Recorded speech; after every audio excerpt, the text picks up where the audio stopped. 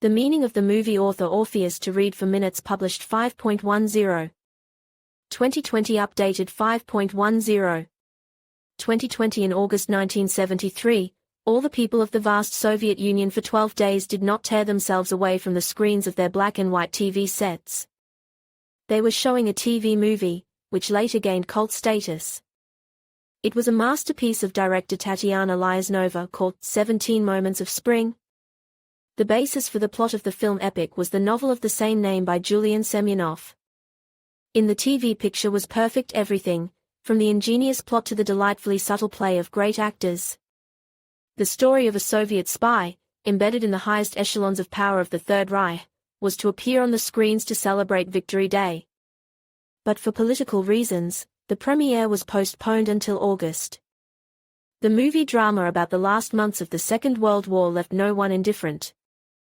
During its demonstration, crime decreased, water and electricity consumption was reduced. Everyone, from law-abiding citizens to delinquents, stuck to their TV screens. The movie so captivated the audience that they kept the TV crews busy with letters and calls. The re-screening took place just 3 months later. This happened for the first time in the history of world television. The meaning of the title of the movie. Why does the picture have such a name? What 17 moments are we talking about, since there are only 12 episodes in the movie? The events of the movie cover exactly 17 days of activity of the Soviet illegal intelligence officer Otto von Sterlitz in Nazi Germany before its surrender. This is the period from February 12 to March 24. This informs the voice of E. Kopelian in the very beginning of the series. And in the final picture the viewer hears a song called 17 Moments of April performed by the German-Austrian singer Marika Rock. Popular in the 40s of the 20th century. Film scene on the eve of victory, Colonel Isarev, a Soviet spy, aka Standartenführer Sterlitz, must fulfill the center's assignment in the enemy's lair. He needs to destroy the German command's plans for separatist negotiations with Western intelligence services. Sterlitz had assistants, radio operators Erwin and Catherine Keen. Sterlitz's activity arouses suspicion in the German command. He is subjected to a covert check. Berlin is bombed. As a result of the bombing, the house in which the Keen couple lived is destroyed. Erwin is killed, and Catherine ends up in a clinic. As a result of the suffering she goes into labor, during which she unconsciously begins to scream in Russian. Catherine falls into the hands of the SS. Sterlitz remains out of touch. He discovers that secret negotiations between the German command and Western intelligence services are indeed underway. Sterlitz uses 2 German anti-fascists, Pastor Schlag and Professor Pleischner, to transmit information to the Supreme Commander in Chief's headquarters about the course of the negotiations. The pastor is successfully transported to Switzerland. The professor falls into a Gestapo trap and commits suicide. To achieve the goal of disrupting the negotiations, Sterlitz uses a clever psychological trick. He tries to quarrel representatives of the highest German authorities. Gestapo chief Müller suspects that Sterlitz is a Soviet resident. He finds evidence against the spy. But Müller is so cunning that he decides not to touch Sterlitz. He realizes that the German army is clearly in defeat, and he needs to think about the post-war future.